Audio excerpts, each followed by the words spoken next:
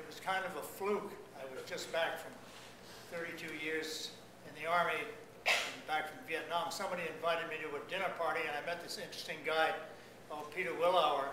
The next day I was at the office in Concord. I thought he was offering me a job.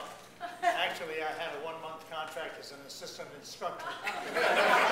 Frank Simon was my watch officer. That summer I did 5 26-day courses back to back, and it really saved my life, and I've been trying to pay it back ever since. This story comes from actually down east. We talked about, you know, in the early days before the Coast Guard began interfering with what we were doing and began to think that we were carrying passengers for hire.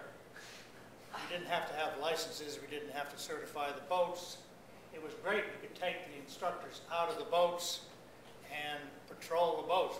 Now, out of Hurricane, they were all on the old Hurricane, eating themselves silly. They were so fat they couldn't run the marathon after. But down east, it was a different game.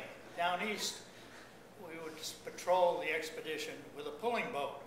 And that was kind of neat because, first of all, as an instructor, you hardly ever get to take the helm on a pulling boat. You hardly ever get to sail with other instructors. And so it was great when you were sailing.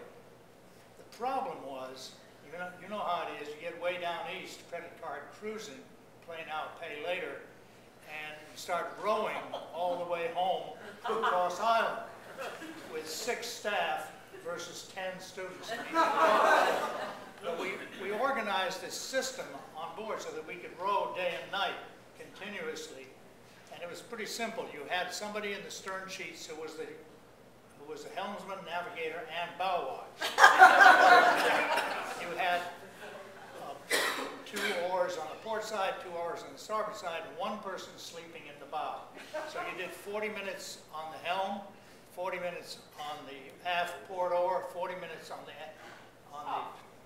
bow oar, 40 minutes of sleep, and 40 minutes on the starboard oar, and 40 minutes, and then you had 40 minutes. So we were a pretty ragged-looking bunch when we finally made it. And we didn't have radios in those days, or we had the CBs, but they were pretty useless. So we pulled into Stonington to make a phone call, just to let the authorities know where the hell we were. And we pulled in alongside, and here was this immense 120-foot sail yacht with some good-looking people having cocktails on the after deck.